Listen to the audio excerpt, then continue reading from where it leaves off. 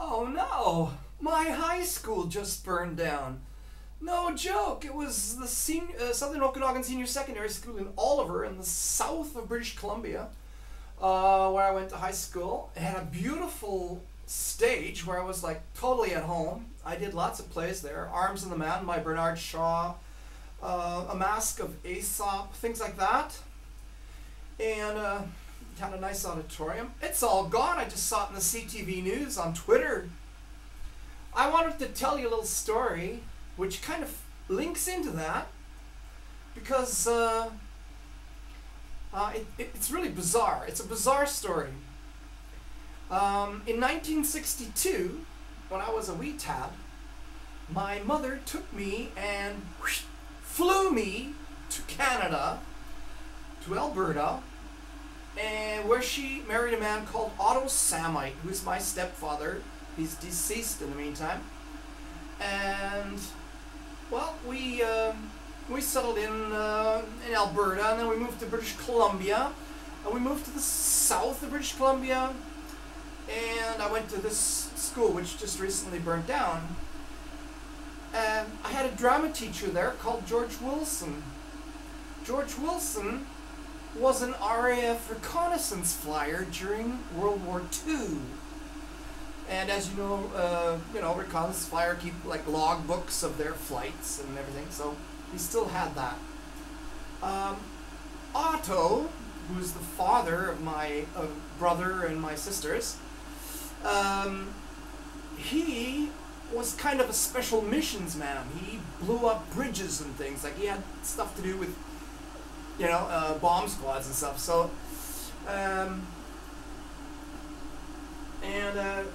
this was like, George had a daughter. Her name was Diane. She was an equestrian person. She liked riding. And Otto was a riding instructor. Otto had been working with horses all his life. So he was giving lessons, and he was judging some shows in Oliver. And so I was taking drama from this wonderful English guy, George Wilson, who was just the most laid-back guy you ever could meet.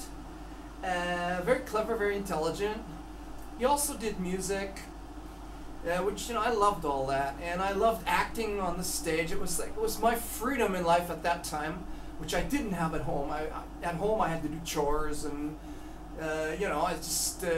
I would rather at that time have been in school than at home, because I did not get along well with my stepfather at the time. In any case, we're making tear at the same time. In any case, these two guys, one evening, they got together.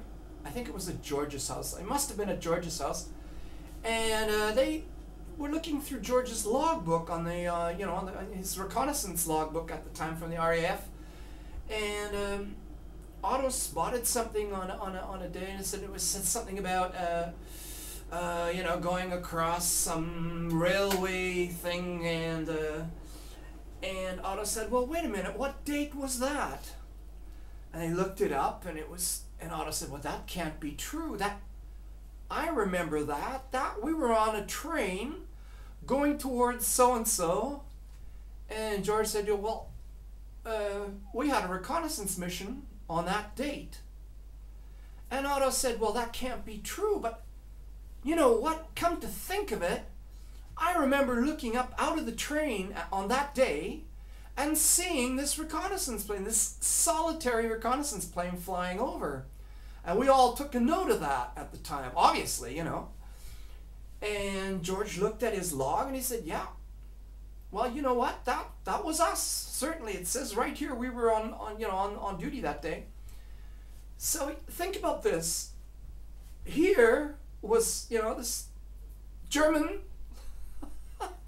bomb specialist in a train, and this British, reconnaissance flyer, not knowing that, what was it, maybe 30, 40 years later, George Wilson would be my drama teacher, and Otto Samite would be Diane's equestrian instructor.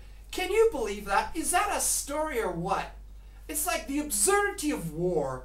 And, you know, when I thought about that, I said, well, that's unbelievable, you know? Here we are like 30, 40 years later, and it's a totally changed world. The world has changed. Everyone's friends again.